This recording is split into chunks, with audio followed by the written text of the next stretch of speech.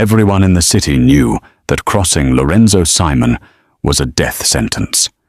But disrespecting his fiancée, Francesca Rossi, was considered something far more terrifying. She didn't just end careers. She collected fear like other women collected jewelry, wielding humiliation as her weapon of choice against anyone she deemed beneath her station. But on a humid Friday night at Casa, the most exclusive Italian restaurant in the city, the ice queen of the underworld made a lethal miscalculation. She thought she was tormenting just another frightened waitress in a tight uniform. She didn't realize she was provoking the one woman in the room who could recognize the scent of cyanide on a perfectly seared steak, and who knew exactly how to stop an assassination with nothing more than a dinner fork. This is the story of how 10 guns were drawn in unison, not because someone reached for a weapon, but because a bodyguard recognized a killing strike when he saw one. The atmosphere inside Casa was not so much elegant as it was suffocating. It was the kind of silence that reeked of old money and fresh blood, where conversations were conducted in whispers and everyone understood that the wrong word could end a life. The walls were adorned with Renaissance replicas, the chandeliers dripped Murano glass, and the air carried the aroma of truffle risotto mixed with underlying dread. Valentina Bruno adjusted the black bow tie at her collar, her eyes making their routine sweep of the dining floor. She had been working at Casa for 3 months. To the management, she was their most reliable server, punctual, professional, and mysteriously fluent in 5 languages. To the patrons, she was invisible, just another pair of hands delivering plates and refilling wine glasses. That was exactly how Valentina needed it. "Table 7, hissed Marcus, the floor manager, a thin man who perpetually looked like he was one mistake away from a heart attack. "It's the Simon reservation." Valentina felt the shift in energy ripple through the entire wait staff. The Simon reservation meant Lorenzo Simon, the man who controlled every criminal enterprise from the harbor to the hills, and Francesca Rossi, the woman he would marry in what everyone understood was less a wedding and more a coronation of terror. "I'll take it," Valentina said quietly. Marcus's eyes went wide with something between concern and relief. "Are you certain?" Francesca sent the last girl home in tears. Made her stand there while she criticized her posture for 15 minutes before demanding she be fired for visual pollution. "I'm certain," Valentina replied, her face an unreadable canvas.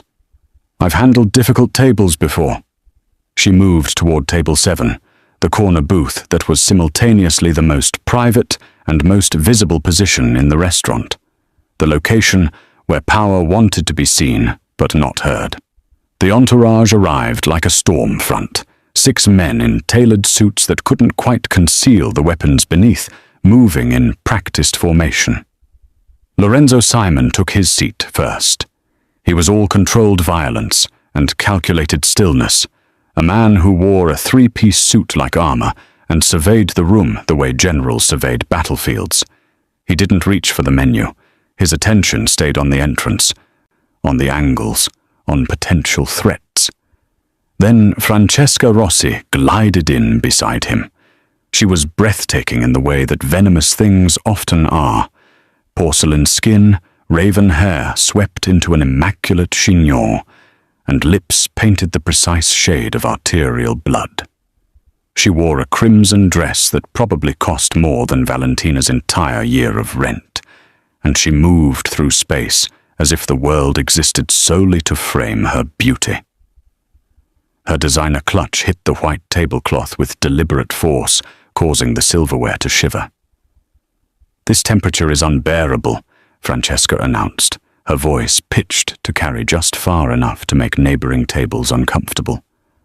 "Marcus, am I expected to dine in what feels like a meat locker?" Valentina stepped forward before Marcus could spiral into apologies. "Good evening, Mr. Simon, Miss Rossi."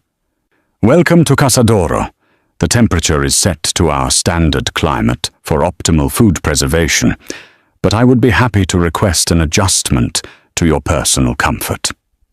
Francesca's head snapped up, dark eyes narrowing as she conducted a slow, predatory assessment. She was searching for weakness, a nervous twitch, a coffee stain, a tremor in the hands. Finding none, her mouth curved into something that might have been a smile on someone with a soul. "I don't want adjustments," Francesca said, her voice dropping to a dangerous purr. "I want competence. Bring me still water, San Pellegrino, in a glass with exactly 3 ice cubes. And if I taste even a hint of tap water, I'll make sure you never work in this city again." Lorenzo didn't speak. He simply watched Valentina with dark, calculating eyes. Most servers wilted under that combined scrutiny. Valentina simply inclined her head, a ghost of professional courtesy on her lips. "Of course, Miss Rossi. Right away."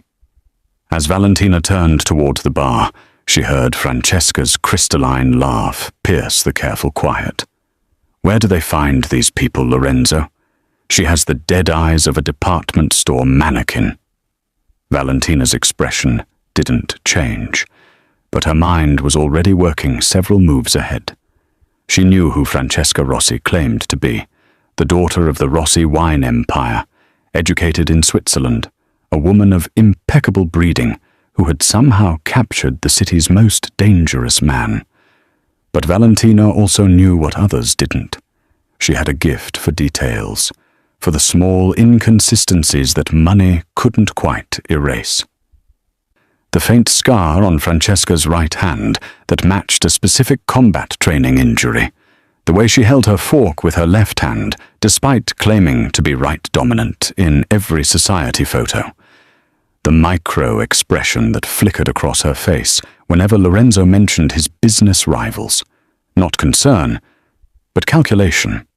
Tonight wasn't just about serving dinner. Tonight was about watching, waiting, and survival. Because Valentina Bruno knew something that no one else in that room knew. She had seen Francesca Rossi's face before, 3 years ago, in a classified briefing about a covert assassination network known only as the Black Widows. And if Francesca recognized her in return, neither of them would leave Casa alive. Before we begin, kindly subscribe and tell me where you are watching from. I'll be in the comments responding to everyone. The steak arrived on a hand-painted Limoges plate, the meat glistening under the chandelier light like a promise of violence. Francesca's manicured fingers reached for her knife, but then she paused, her crimson lips curling into something cruel. "You," she said, snapping her fingers at Valentina. "Come here." Valentina approached with measured steps, her face a mask of professional neutrality. "This steak looks overcooked," Francesca announced, though the ribeye was a perfect medium rare, blood pooling at its edges. "Actually, it smells rotten. Doesn't it smell rotten, Lorenzo?" Lorenzo said nothing, his dark eyes fixed on his fiancée, with an expression that could have been amusement or warning. "I think," Francesca continued, her voice rising just enough to draw attention from nearby tables, "that our waitress here should taste it first. You know, to ensure quality control." She pushed the plate forward. "Eat a piece. Now." The bodyguards shifted uncomfortably. This was theater, humiliation as performance art. Valentina leaned forward slightly, and that's when she caught it. The faint, bitter scent beneath the char and rosemary. Almonds. Not the sweet kind from dessert, but the chemical approximation that meant only one thing. Cyanide. Her mind calculated in milliseconds. The poison was on Lorenzo's steak, not Francesca's identical plate, positioned 6 inches to the left. This wasn't bullying. This was an execution masked as dinner service. Francesca's hand moved toward the plates, ready to rotate them in the practiced motion of sharing food between couples. The gesture that would seal Lorenzo's fate. Valentina moved. Her right hand shot forward, the silver fork gripped in a reverse tactical hold. The tines came down with surgical precision, pinning Francesca's wrist to the white tablecloth with enough force to draw a single drop of blood, but not enough to puncture through. The specific angle, the speed, the follow-through. It was a combat technique called the Scorpion Strike, designed to immobilize without killing. It was also a maneuver known only to a very specific subset of trained killers. The response was instantaneous. 10 guns cleared leather in perfect synchronization, the metallic chorus of sliding steel filling the pressurized silence. Lorenzo's bodyguards had their weapons trained on Valentina before Francesca's scream even left her throat. But they weren't moving closer. They were frozen, recognition flickering across their professionally blank faces. Lorenzo raised one hand slightly, a gesture that said, "Wait." His eyes moved from the fork, pinning his fiancée's wrist to Valentina's face, reading the absence of fear, the controlled breathing, the stance of someone ready for the bullets that might come. "Explain," he said quietly. Not a question, a command. "The steak is poisoned," Valentina said, her voice steady despite the 10 barrels pointed at her skull. "Cyanide compound, likely potassium or sodium variant. You can smell the almonds beneath the seasoning if you know what to look for." "You lying bitch!" Francesca shrieked, trying to pull her wrist free and failing. "She's insane! Lorenzo, she attacked me!" "Then eat it," Valentina said calmly, her eyes never leaving Lorenzo's. "If I'm wrong, I'll resign and you can have me arrested. But if I'm right, your fiancé just tried to murder you." Francesca's face went pale beneath her makeup. "I'm not eating anything this psychopath touched." "You weren't going to eat it anyway," Valentina continued, nodding toward Francesca's plate. "That one's clean. You were going to rotate the plates. It's what couples do, sharing food. Except you would have made sure he got the poisoned portion." Lorenzo's expression didn't change, but something shifted behind his eyes. He reached for the plate, and 4 bodyguards simultaneously said, "Boss, don't." Instead, Lorenzo gestured toward the small white dog in a designer carrier at Francesca's feet, a Maltese that went everywhere with her, a living accessory. "Your dog," Lorenzo said softly. "Feed it to Snowball." "What?" "No." "I'm not." "Now." The word carried the weight of absolute authority. One of the bodyguards retrieved the dog, holding it while another cut a small piece of the steak.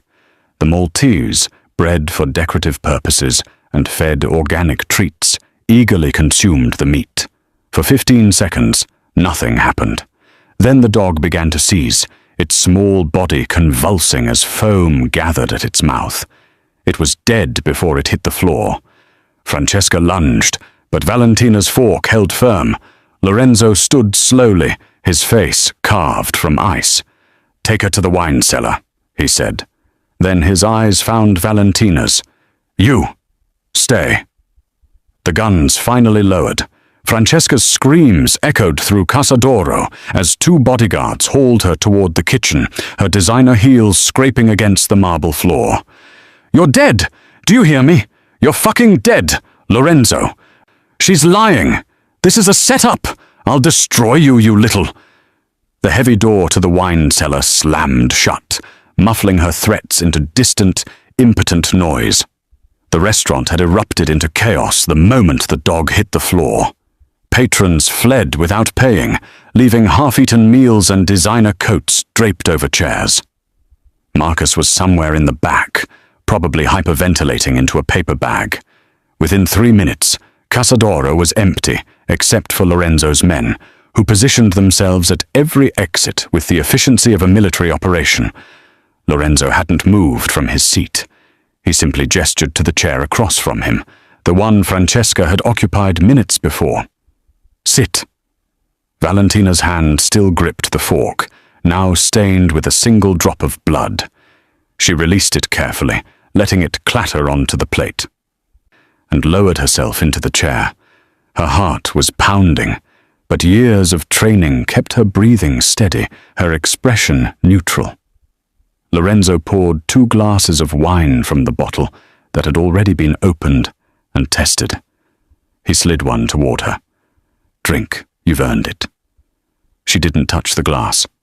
Smart, Lorenzo said, a ghost of amusement flickering across his face.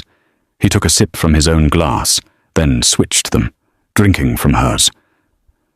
Now it's safe. Drink. Valentina took the glass but didn't raise it to her lips. I should leave. I've already caused enough disruption. Disruption. Lorenzo leaned back, his dark eyes studying her the way a jeweler examines a diamond for flaws. You just saved my life and exposed a Black Widow operative who spent 6 months infiltrating my organization. I'd call that something other than disruption. He tilted his head slightly. The question is, how does a waitress recognize a scorpion strike quickly enough to execute one? I don't know what that is, Valentina said, keeping her voice level. I just reacted. You reacted, Lorenzo repeated slowly, as if tasting the lie. With a combat technique taught exclusively to covert assassination units in 3 countries, Russia, Israel, and one very specific cartel training facility in Medellin. He folded his hands on the table. Waitresses don't hold forks with a reverse tactical grip. So I'll ask you once, and I suggest you answer honestly. Who are you? Valentina met his gaze, calculating her options. Running was impossible with armed men at every exit. Fighting would get her killed. Lying might buy her time. But this man hadn't built an empire by being fooled by pretty faces and convenient stories. My name is Valentina Bruno, she said carefully. I've been working here for 3 months. Everything on my employment application is accurate. Except the part where you're a trained killer. Lorenzo reached across the table before she could pull back, his fingers closing around her right wrist. He turned her hand, palm up, exposing the calluses along the edge of her palm and the base of her fingers. These aren't from carrying plates. These are from weapons training, specifically handguns and combat knives. His thumb traced a thin scar along her inner forearm. And this is from a knife defense drill that went wrong. Am I getting warmer? Valentina tried to pull her hand back, but his grip was iron. Then there's this, Lorenzo continued, pushing up her sleeve to reveal the edge of a tattoo, partially covered by makeup. 3 interlocking circles with a crown at the center. His expression hardened. That's the mark of the Tres Coronas cartel, the ones who train child soldiers to be weapons. He released her wrist. So let me rephrase my question. What is the daughter of Miguel Bruno doing serving tables in my city, and how long have you been planning to kill me? The air in the room seemed to crystallize. Valentina's mind raced through scenarios, denials, partial truths, complete confessions. But Lorenzo's eyes told her that he already knew enough to have her killed on principle. The only card she had left was the truth, or at least enough of it to keep breathing. I'm not here to kill you, she said quietly. I'm here to hide from the people who want to kill me. Lorenzo poured himself another glass of wine. Then I suggest you start talking, Miss Bruno, and make it convincing. If you're listening right now, help me prove someone wrong. My wife said I wouldn't even reach 2,000 subscribers, but I believe stories like this deserve to be heard. Help me show her that these tales matter. Please subscribe now. Thank you. One of Lorenzo's men approached the table with the silent efficiency of a shadow, leaning down to whisper in his boss's ear. Lorenzo's jaw tightened almost imperceptibly, the only sign that the information displeased him. He dismissed the guard with a subtle nod and turned his attention back to Valentina. "It seems," Lorenzo said, his voice carrying the kind of cold fury that preceded bloodshed, "that my evening is full of revelations." He stood, buttoning his suit jacket. "Come with me." It wasn't a request. Valentina followed him through the kitchen, past terrified line cooks who pretended to be invisible, and down a narrow staircase that led to the wine cellar. The temperature dropped 10 degrees, and the air smelled of oak barrels and old stone. Francesca was zip-tied to a chair in the center of the room, her perfect makeup now streaked with tears and rage. 2 guards flanked her, weapons holstered, but ready. Lorenzo ignored his former fiancée entirely. Instead, he moved to a laptop open on a makeshift desk, a wine barrel covered with a black cloth. The screen displayed a series of photographs and documents. 20 minutes ago, Lorenzo began, his eyes scanning the information. "I received confirmation that the real Francesca Rossi died in a car accident in Monaco 7 months ago. Single vehicle collision on a mountain road. The body was burned beyond recognition, identified only by dental records." He turned the laptop so Valentina could see. Dental records that were submitted by a private clinic that, coincidentally, no longer exists.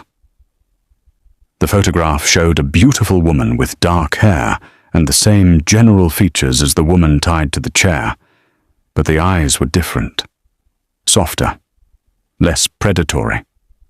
"The woman I've been sleeping next to for 6 months," Lorenzo continued, his voice devoid of emotion, "is an operative from an organization we've only heard whispers about. They call themselves the Black Widows. Ghost stories in our world. Assassins so deep undercover that they become their targets' lovers. Confidantes, wives." He finally looked at the woman in the chair. "Tell me, how long were you planning to wait before putting a bullet in my head? Or were you going to wait until after the wedding? Make it look like a grieving widow's suicide pact?" Francesca, or whoever she really was, smiled through blooded lips. "You were already dead, Lorenzo. You just didn't know it yet." "Who hired you?" Lorenzo demanded. "Does it matter? You have enemies in every direction. Take your pick." Lorenzo pulled his weapon with practiced ease, pressing the barrel against her forehead. For 3 seconds, nobody breathed. Then he lowered the gun and holstered it. "Take her to the facility. I want names, contacts, and every piece of information extracted by morning. Use whatever methods are necessary." The guards hauled her toward a service exit. Her laughter echoed off the stone walls until the door slammed shut. Lorenzo turned to face Valentina, his expression unreadable. "Twice tonight I've been reminded of my mortality. First, I was nearly poisoned at dinner. Second, I discovered the woman I was going to marry was sent to kill me." He moved closer, invading her space in a way that was both threatening and intimate. "Which brings me to you, Valentina Bruno, daughter of a cartel king, trained killer, currently working as a waitress and living in a studio apartment in the warehouse district under a lease signed with forged documents." Valentina's blood ran cold. "You had me investigated.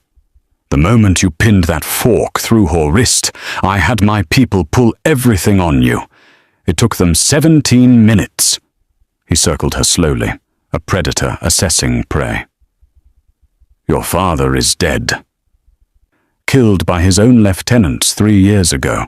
You disappeared the same night, after allegedly refusing to execute a family that owed money.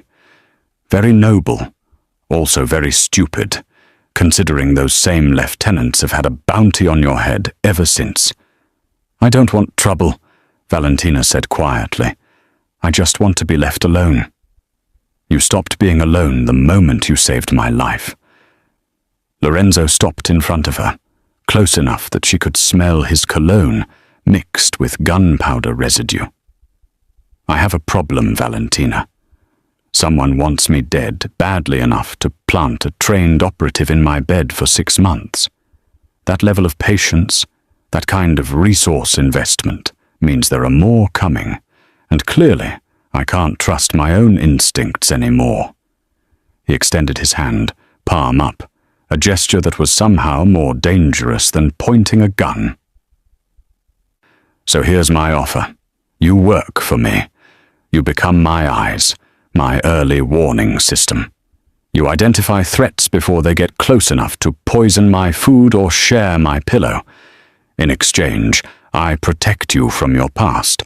New identity, new life, and enough resources that the Tres Coronas cartel becomes a problem I solve for you, not something you run from."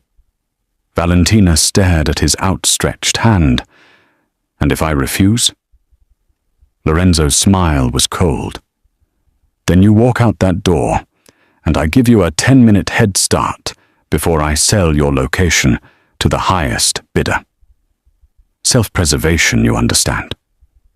She looked at his hand, then at his eyes, searching for deception and finding only brutal honesty.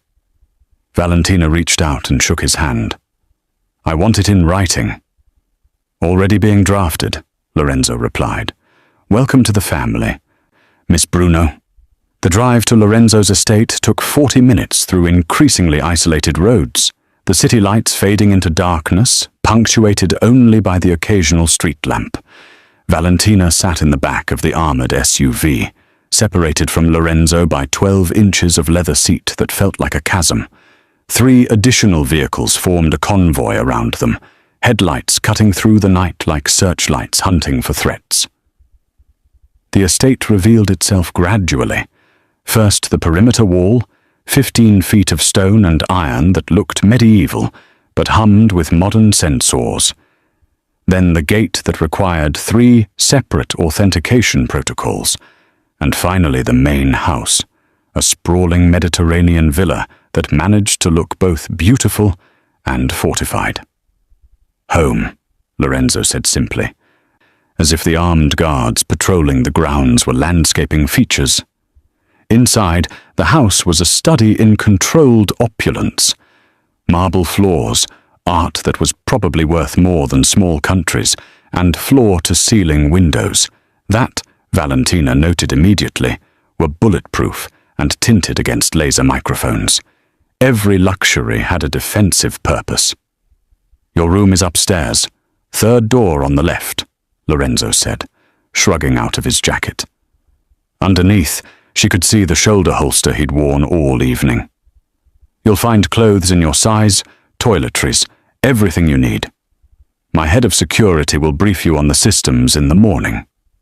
Valentina followed him up the curved staircase, hyper-aware of his presence, the way he moved through his own space with absolute confidence. He stopped at a door, opening it to reveal a bedroom that was larger than her entire former apartment. The color scheme was cream and gold, feminine without being frivolous, and through the window she could see the moonlit grounds stretching toward the tree line. "There's a panic button by the bed," Lorenzo added. "Press it and you'll have 10 armed men at your door in 30 seconds. He paused at the threshold. "You're safe here, Valentina. Get some rest." He turned to leave, but she caught his wrist, her fingers closing around expensive watch and warm skin. "I need to check the perimeter." Lorenzo raised an eyebrow. "My security team does sweeps every 2 hours." "With respect to your team," Valentina said, releasing him.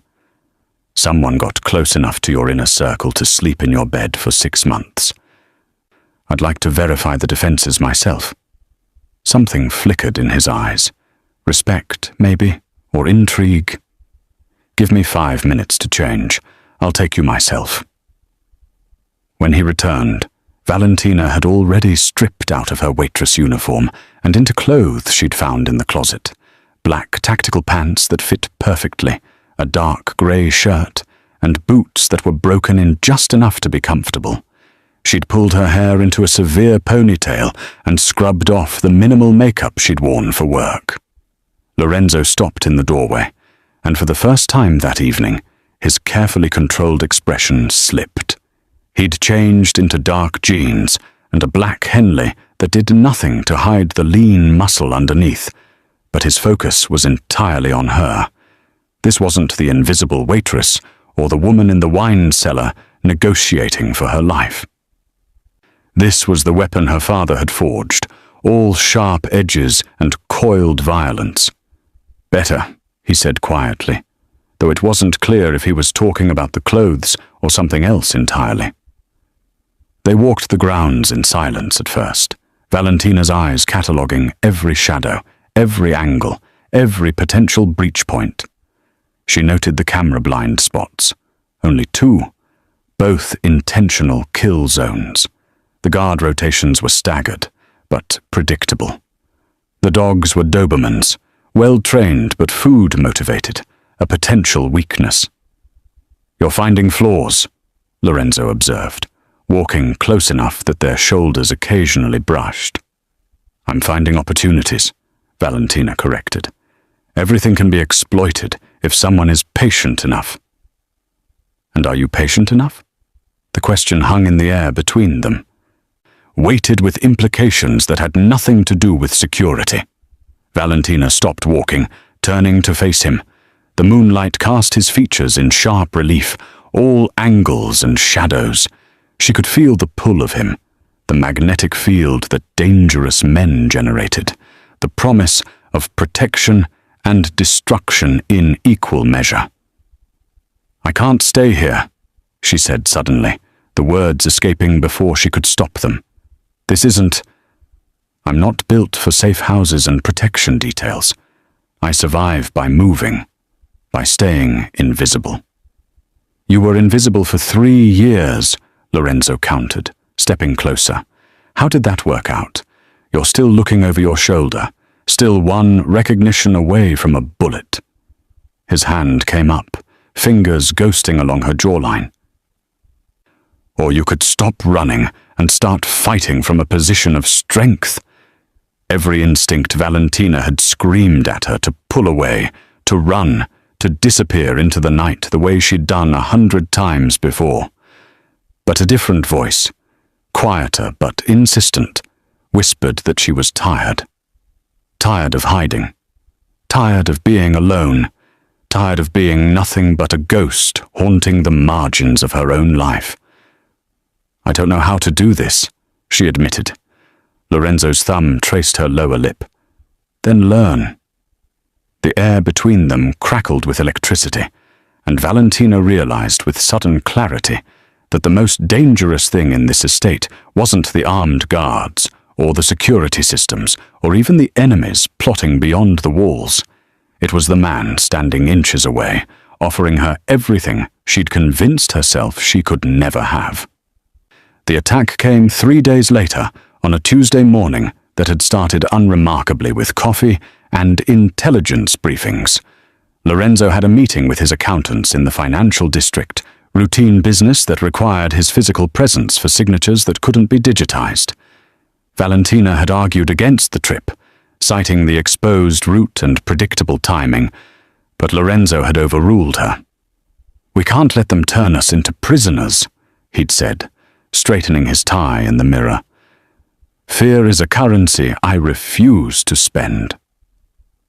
Now, as the convoy moved through the industrial district, where warehouses gave way to shipping containers stacked like steel dominoes, Valentina was regretting that she hadn't argued harder.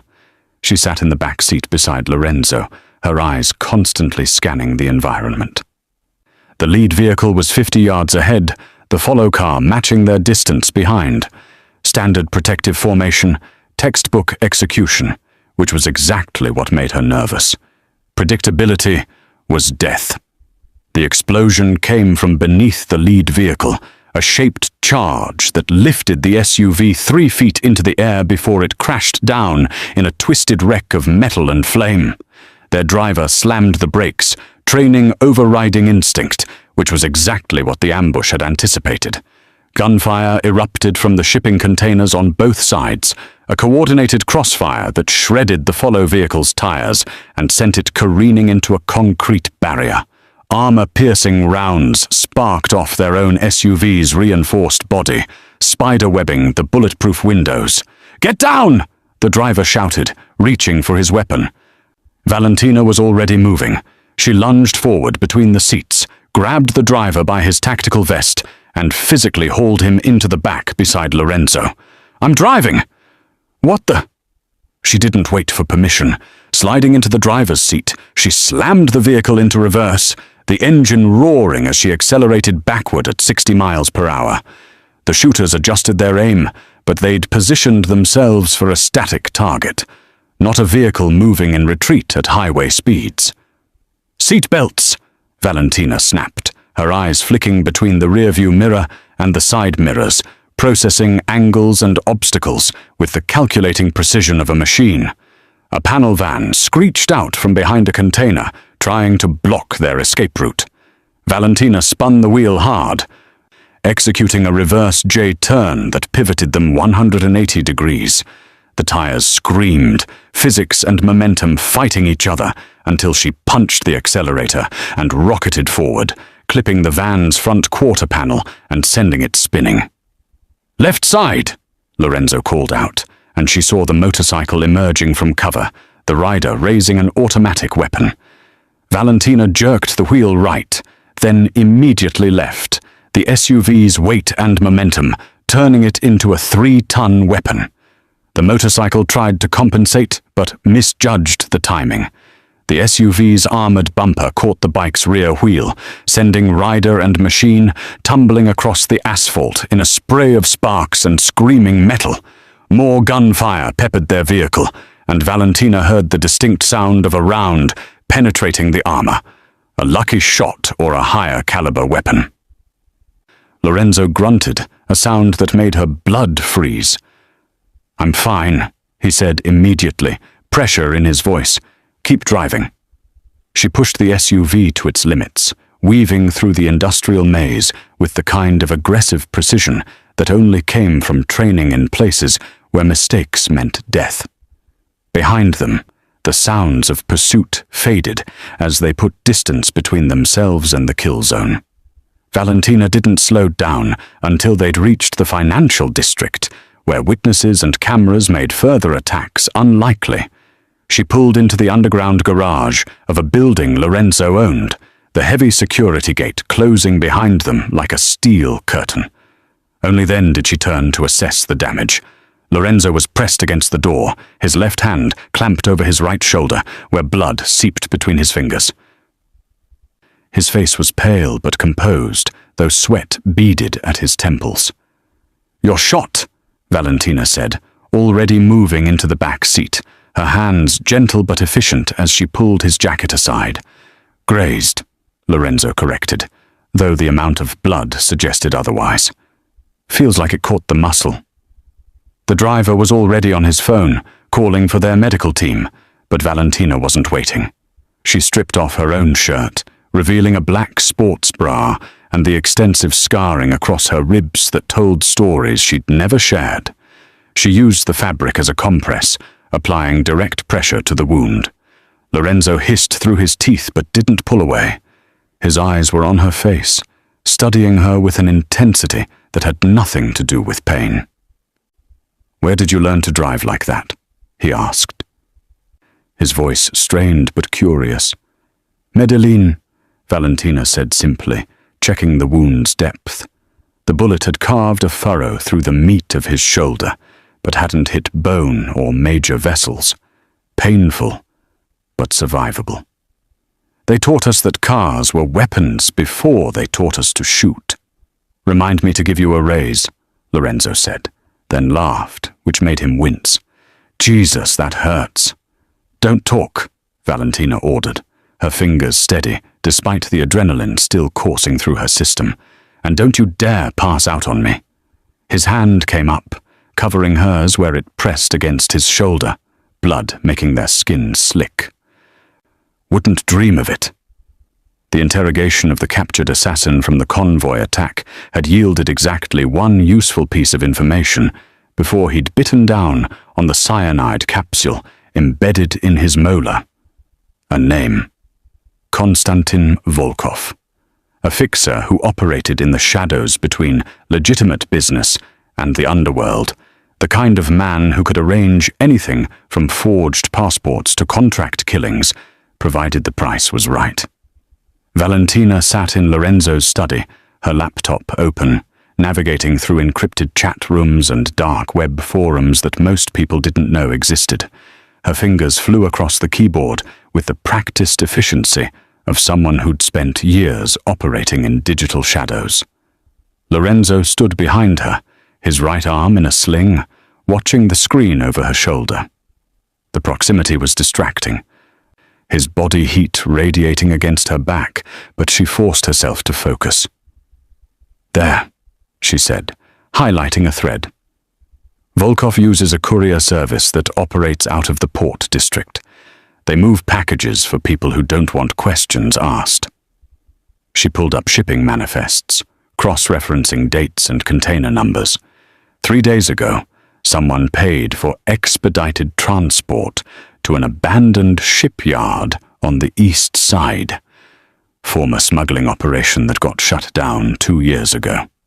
"That's a lot of deduction from shipping records," Lorenzo observed. "It's not just the records." Valentina switched windows, revealing surveillance footage she'd obtained through methods she didn't plan to explain. "I reached out to an old contact, someone who owes me a favor. He's been watching Volkov's network since the attack. This morning, a woman matching Francesca's description was spotted entering the shipyard. She zoomed in on a grainy image, dark hair, similar build, moving with predatory grace. It's her." Lorenzo's good hand came down on the desk, his jaw tight. "Then we move tonight. I'll have a tactical team assembled within the hour." "No." Valentina closed the laptop, turning to face him. "A tactical team means noise, witnesses, and time for her to slip away. This needs to be surgical. 2 people, in and out, before she knows we're there." "2 people," Lorenzo repeated, his eyes narrowing. "You mean you?" "I mean us," Valentina corrected. "I need someone watching my back, and your men don't know how Black Widows operate. They'll follow protocol, and protocol will get them killed." Lorenzo's expression darkened. "I'm not letting you walk into a trap alone." "You have a bullet wound that's 4 days old," Valentina pointed out, gesturing to his sling. "You're a liability." "The bullet grazed me," Lorenzo said, his voice dropping to something dangerous.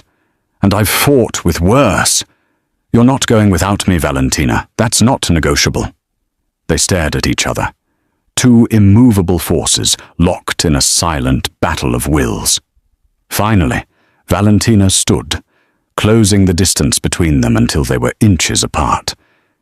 "If you come," she said quietly, "you follow my lead.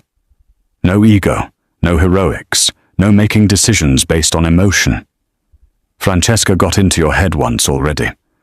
I need to know you can put a bullet in her if necessary."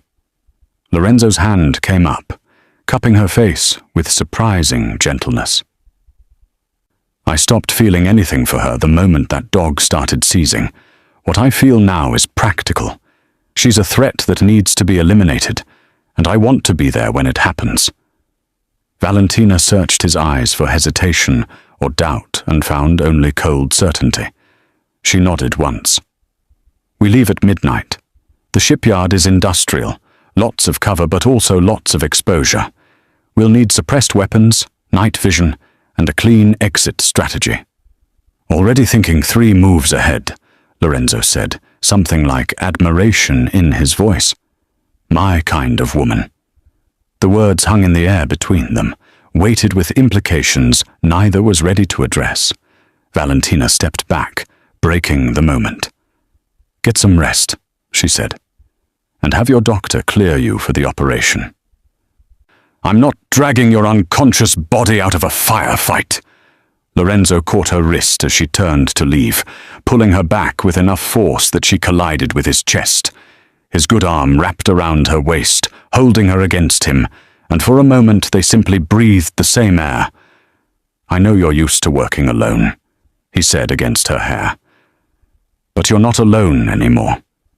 Get used to it." Valentina's hands came up to rest against his chest, feeling his heartbeat through the fabric of his shirt. Steady, strong, alive, because she'd stopped a fork from rotating a plate. She thought about all the people she'd lost, all the connections she'd severed to stay invisible, and wondered if maybe, just maybe, she could risk being seen by this one man. "Midnight," she repeated, pulling away before she did something stupid like kiss him. "Don't be late." As she left the study, she could feel his eyes on her back, a weight that was becoming dangerously comfortable. She told herself it was just mission focus, just two people united against a common enemy. But the flutter in her chest suggested her body knew she was lying. The shipyard waited in the darkness, and with it, the woman who'd tried to destroy them both. Valentina checked her weapons one final time and tried not to think about how many ways the night could end in blood. The shipyard smelled of rust and brine, decades of salt air eating through metal skeletons that had once been cranes and cargo containers. Valentina moved through the darkness like a shadow, her suppressed Glock held in a two-handed grip, night vision goggles turning the world into shades of green. 20 feet behind her, Lorenzo matched her pace, his injured arm functional enough despite the sling he'd abandoned against doctor's orders. They'd entered through a gap in the perimeter fence, avoiding the main gate and the security camera that Valentina had spotted during her digital reconnaissance. The warehouse where Francesca had been sighted sat at the center of the yard, a 3-story structure with broken windows and graffiti-covered walls. Valentina raised a fist, signaling a stop. Something felt wrong. The shipyard was too quiet, the kind of silence that came not from emptiness, but from predators holding their breath. She scanned the catwalks, the container stacks, the shadowed recesses between buildings. Nothing moved. No heat signatures, no ambient sound. That's when she knew. "It's a trap," she whispered into her comms, already moving backward toward Lorenzo. "We need to—" The first shot came from a shipping container to their left, the round sparking off the concrete 6 inches from Lorenzo's head. They dove for cover behind a rusted forklift as more gunfire erupted from elevated positions, at least 3 shooters, coordinated and disciplined. "Sniper positions," Lorenzo growled, his back pressed against the forklift. "They knew we were coming." Valentina's mind raced, calculating angles and odds. The shooters had them in a kill box, covering every approach to the exit they'd used. The warehouse behind them was probably full of additional hostiles. They were pinned, outgunned, and exactly where Francesca wanted them. "The crane," Valentina said suddenly, pointing to a collapsed gantry crane 30 yards to their right. Beneath it was a maintenance shed, and beyond that, stacks of industrial equipment covered by weathered tarps. "We need to reach that position." "That's 40 yards of open ground," Lorenzo pointed out, as another round sparked off their cover. "I know." Valentina pulled a flashbang from her tactical vest. "On my mark, you run. I'll suppress." She didn't wait for agreement. Pulling the pin, she hurled the flashbang toward the nearest sniper position and immediately opened fire, her suppressed weapon spitting rounds in controlled bursts. Lorenzo broke from cover, sprinting in a serpentine pattern as bullets chewed up the ground behind him. Valentina followed, emptying her magazine to keep the shooters' heads down. They slid behind the crane's fallen structure as rounds pinged off metal, both breathing hard. "Now what?" Lorenzo demanded, checking his own weapon. Valentina's eyes were already scanning their new position, cataloging resources. The maintenance shed's door hung open, revealing shelves of equipment, acetylene tanks, welding supplies, industrial chemicals in corroded containers. An idea formed, reckless and dangerous, but possibly their only chance. "Cover me," she said, darting into the shed. She worked fast, years of improvised weapons training guiding her hands. Acetylene tank. Check. Magnesium strips from a welding kit. Check. Fertilizer-based rust remover that was basically ammonium nitrate. Check. She grabbed duct tape and zip ties, assembling components with the practiced efficiency of a bomb maker. Lorenzo appeared in the doorway. "Valentina, what are you—" "Shaped charge," she said, not looking up. "Amateur hour version. But it'll work." She attached a simple radio trigger, scavenged from a broken walkie-talkie. "We're going to give them something bigger to worry about than us." She hefted the crude device, maybe 20 pounds of improvised explosive wrapped around the gas cylinder. "That container they're shooting from? If I can get this close enough, the overpressure will either kill them or convince them that staying in position is a bad idea." "That's insane," Lorenzo said. "You have a better idea?" Valentina checked the trigger's connection. "We can't shoot our way out, and we can't wait for reinforcements, so we change the game." Lorenzo studied her for a moment, then nodded. "Tell me what you need." "Distraction. Something that pulls their attention for 10 seconds. She pointed to a stack of paint cans. "Think you can make some noise?" Lorenzo's smile was wolfish. "I'm a mobster. Making noise is in the job description." 3 minutes later, a series of small explosions rippled through the yard as Lorenzo's improvised incendiaries ignited, sending columns of flame into the night sky. The sniper's attention shifted fractionally, and Valentina moved. She sprinted low and fast, the device clutched against her chest, closing the distance to the container. She placed it at the base, armed the trigger, and ran. The explosion, when it came, was beautiful and terrible. A flowering bloom of orange flame that lifted the 40-foot container 6 inches off the ground and sent shrapnel screaming through the air. The sniper fire stopped abruptly, replaced by screaming. Valentina and Lorenzo used the chaos to reach the perimeter fence. Climbing through twisted metal as secondary explosions cooked off ammunition inside the container. They didn't stop running until they'd reached their extraction vehicle 3 blocks away, both covered in soot and breathing hard. Lorenzo looked at her, his face smudged with ash, his eyes bright with adrenaline. "Remind me never to piss you off." Valentina allowed herself a small smile. Smart man. The trap at the shipyard had been designed to kill them, but it had also been a message. Francesca was escalating, getting desperate, which made her more dangerous. Valentina knew from experience that cornered predators were the deadliest kind. The real location came through an encrypted message 2 days later, sent from a burner phone to one of Lorenzo's secure lines. An address in the warehouse district, accompanied by a single sentence: "Come alone, or I start killing your men one by one." "She wants me," Lorenzo said, staring at the message on his phone screen. "She wants both of us," Valentina corrected. "This is personal now. She failed her mission, lost her cover, and nearly died in that explosion. Her reputation is destroyed. The only way she salvages anything is by finishing the job." They went together despite the warning, arriving at an abandoned textile factory as dawn broke over the city. The building was a corpse of brick and broken glass, 4 stories of industrial decay that had been slowly surrendering to gravity for the past decade. Francesca was waiting on the top floor, standing in the center of a space where massive looms had once clattered. Morning light streamed through holes in the roof, illuminating her like a spotlight on a stage.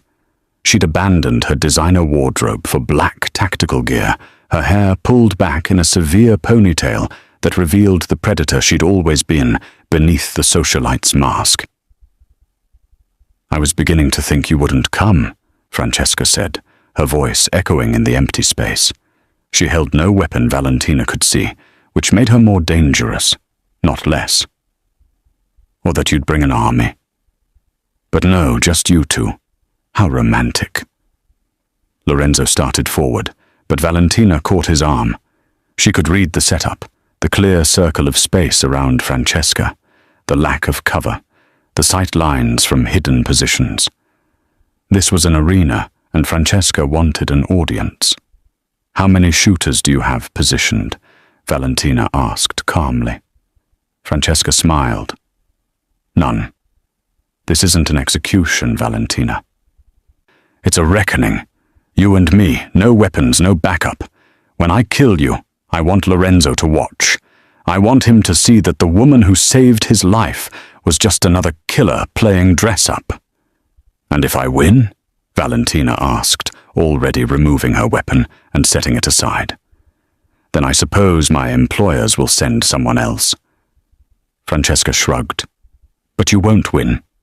I've seen your file, little cartel princess. You're good. But I've been doing this since before you learned to hold a knife. You're just a killer pretending to be a servant." Valentina stepped into the circle, rolling her shoulders to loosen them. She could feel Lorenzo's eyes on her back, his tension radiating across the distance between them.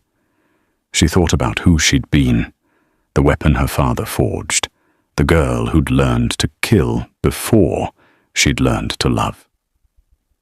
She thought about who she'd tried to become, invisible, harmless, erased.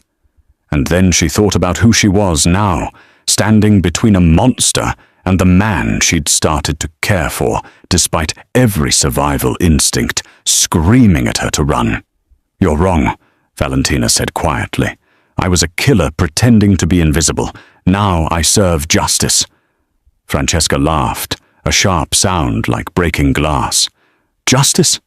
Is that what you tell yourself when—" Valentina moved. She closed the distance in 3 steps, her first strike a feint toward Francesca's center mass that drew the other woman's block high. Valentina pivoted, her elbow driving into Francesca's kidney with the full rotation of her hips behind it. Francesca grunted, spinning away, and they circled each other like wolves. "Fast," Francesca admitted, wiping blood from her lip. "But sloppy. Emotional." She attacked in a blur of movement, a combination of strikes that would have killed most opponents. But Valentina had been trained by men who believed hesitation was death, and she met violence with calculated brutality. She caught Francesca's kick, twisted, and used the momentum to throw the other woman into a support pillar. Francesca recovered instantly, launching herself forward with a flying knee that Valentina barely blocked. They grappled, 2 apex predators fighting for dominance in close quarters where technique mattered less than will.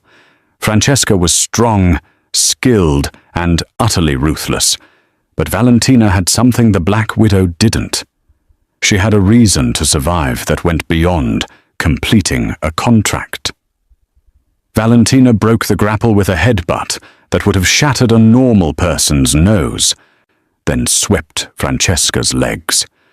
The Black Widow hit the concrete hard, and Valentina was on her instantly, knees pinning shoulders, hands closing around her throat. "You were sent to kill a man who didn't deserve it," Valentina said, her voice steady despite the blood running from her split lip. "You played with people's lives like they were toys. You murdered an innocent woman and wore her face."